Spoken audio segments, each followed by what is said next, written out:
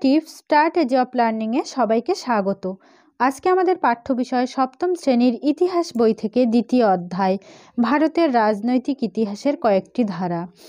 আমি প্রথমে এখান থেকে বিষয়বস্তুর সংক্ষিপ্ত আলোচনা করব এবং তারপরে থাকবে তোমাদের জন্য গুরুত্বপূর্ণ কয়েকটি প্রশ্নোত্তর। তাহলে চলো বিষয়বস্তুর সংক্ষিপ্ত আলোচনা শুরু করা যাক। দেখো, আমরা ভারতের অধিবাসী, ঠিক আছে। ভারতের একটি অঙ্গরাজ্য হলো পশ্চিমবঙ্গ।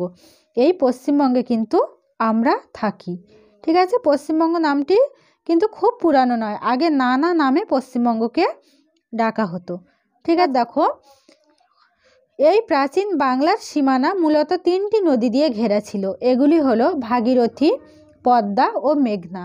ভাগীরথী যেটি গঙ্গা নদী, ঠিক আছে, এবং পদ্মা ও মেঘনা, এই তিনটি নদী দিয়ে প্রাচীন বাংলার সীমানা ঘেরা ছিল। এবার দেখো, প্রাচীন বাংলার প্রধান অঞ্চলগুলি কিন্তু নানা নামে ডাকা হতো, ঠিক আছে। প্রাচীন বাংলার প্রধান যেসব অঞ্চলগুলি ছিল সেগুলিকে নানা নামে ডাকা হতো।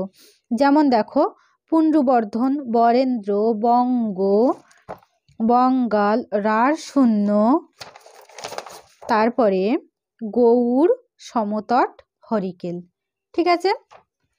এবার দেখো, পুণ্ড্রবর্ধন। পুণ্ড্রবর্ধন ছিল প্রাচীন বাংলা অঞ্চলগুলির মধ্যে কিন্তু বৃহত্তম, ঠিক আছে। দেখো, পশ্চিমবঙ্গ স্বাধীন বাংলাদেশের দিনাজপুর, বগুড়া, রাজশাহী, পাবনা এবং শ্রীহট্ট পুণ্ড্রবর্ধন এর অন্তর্ভুক্ত ছিল, ঠিক আছে।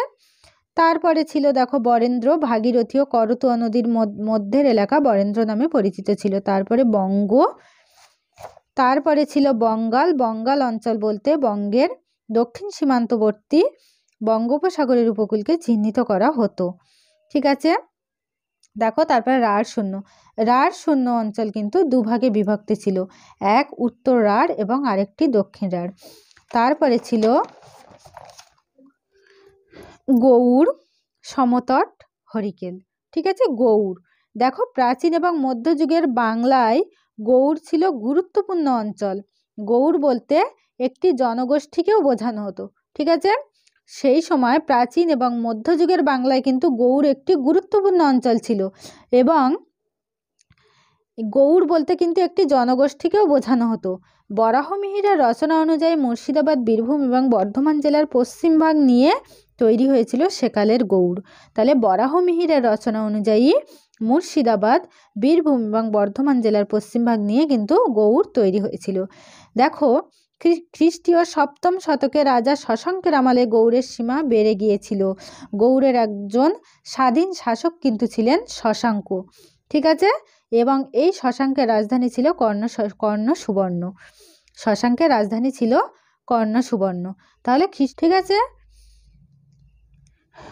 শশাঙ্ক কিন্তু তার মৃত্যুর পূর্ব অবধি গৌড়ের স্বাধীন শাসক ছিলেন, ঠিক আছে।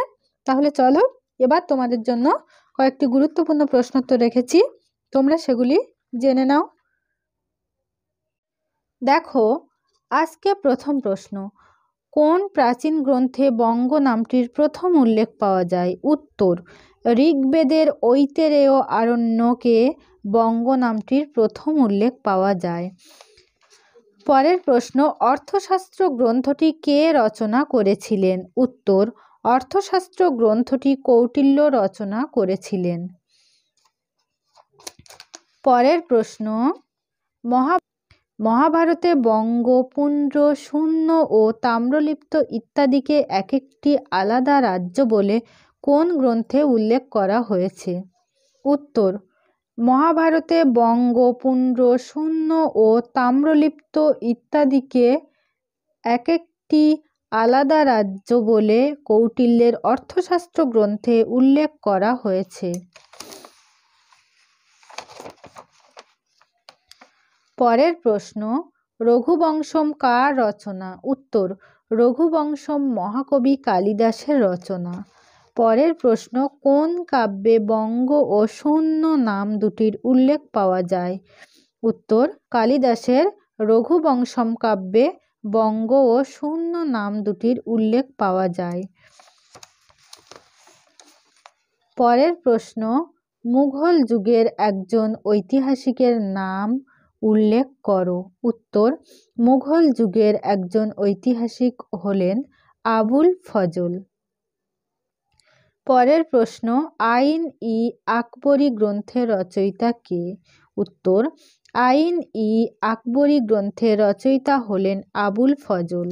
পরের প্রশ্ন, কোন গ্রন্থে বঙ্গরাজ্যকে সুবা বাংলা বলে উল্লেখ করা হয়েছে? উত্তর, আবুল ফজল তার আইন-ই আকবরী গ্রন্থে বঙ্গরাজ্যকে সুবা বাংলা বলে উল্লেখ করেছেন। পরের প্রশ্ন, সুবা কথাটির অর্থ কী? উত্তর, সুবা কথার অর্থ হল প্রদেশ বা রাজ্য। পরের প্রশ্ন, পশ্চিমবঙ্গ রাজ্যটির উদ্ভব কিভাবে ঘটে? উত্তর, 1947 খ্রিস্টাব্দে ভারত বিভাগের সময় বাংলাকেও দ্বিখণ্ডিত করা হয় এবং প্রাচীন বাংলার পশ্চিম ভাগের নাম হয় পশ্চিমবঙ্গ। পরের প্রশ্ন, প্রাচীন বাংলার সীমানা প্রধানত কোন তিনটি নদী দিয়ে তৈরি হয়েছিল?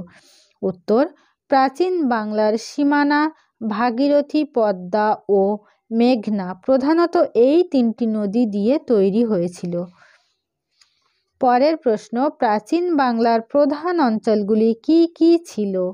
উত্তর, প্রাচীন বাংলার প্রধান অঞ্চলগুলি ছিল পুন্ড্রবর্ধন, বরেন্দ্র, বঙ্গ, বঙ্গাল, রাঢ়, সুহ্ন, গৌড়, সমতট ও হরিকেল। পরের প্রশ্ন, প্রাচীন বাংলার অঞ্চলগুলির মধ্যে বৃহত্তম কোনটি ছিল? উত্তর, প্রাচীন বাংলার অঞ্চলগুলির মধ্যে বৃহত্তম ছিল পুন্ড্রবর্ধন। পরের প্রশ্ন, প্রাচীনকালে কোন এলাকাকে বঙ্গ বলা হতো? উত্তর, প্রাচীনকালে পদ্মা ও ভাগীরথী নদীর মাঝে ত্রিভুজের মতো দেখতে বদ্বীপ এলাকাকে বঙ্গ বলা হতো।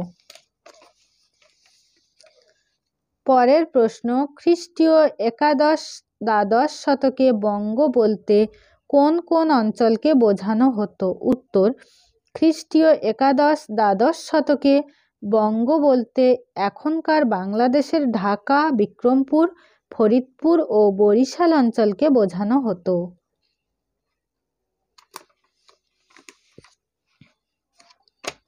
পরের প্রশ্ন, পুন্ড্রবর্ধন সম্পর্কে সংক্ষেপে আলোচনা করো। উত্তর, প্রাচীন বাংলার অঞ্চলগুলির মধ্যে বৃহত্তম হল পুন্ড্রবর্ধন। এই অঞ্চলটি পশ্চিমবঙ্গ এবং বাংলাদেশের দিনাজপুর, বগুড়া, রাজশাহী এবং পাবনা জুড়ে অবস্থিত ছিল। একসময় শ্রীহট্ট ও এর অংশ ছিল। গুপ্ত যুগে পুন্ড্রবর্ধন ছিল একটি ভুক্তি বা শাসন এলাকা। পরের প্রশ্ন, প্রাচীনকালে কোন এলাকা বরেন্দ্র নামে পরিচিত ছিল? উত্তর, প্রাচীনকালে ভাগীরথী ও করতোয়া নদীর মধ্যের এলাকা বরেন্দ্র নামে পরিচিত ছিল। পরের প্রশ্ন, বঙ্গাল অঞ্চল বলতে কি বোঝো? উত্তর, বঙ্গাল অঞ্চল বলতে বঙ্গের দক্ষিণ সীমানাবর্তী বঙ্গোপসাগরের উপকূলকে চিহ্নিত করা হতো। পরের প্রশ্ন,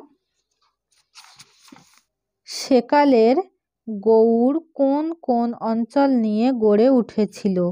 উত্তর, বরাহমিহিরের রচনা অনুযায়ী মুর্শিদাবাদ, বীরভূম এবং বর্ধমান জেলার পশ্চিম ভাগ নিয়ে তৈরি হয়েছিল সেকালের গৌড়। দেখো পরের প্রশ্ন এবং শেষ প্রশ্ন, শশাঙ্ক কে ছিলেন? তার রাজধানীর নাম কি ছিল? শশাঙ্ক ছিলেন গৌড়ের একজন বিখ্যাত শাসক। তার রাজধানীর নাম ছিল কর্ণসুবর্ণ। ঠিক আছে, তাহলে আজকে ক্লাস এই পর্যন্ত। পরের গুরুত্বপূর্ণ ক্লাসগুলো যদি তোমরা সবার আগে পেতে চাও তাহলে অবশ্যই চ্যানেলটি সাবস্ক্রাইব করে পাশে থেকো।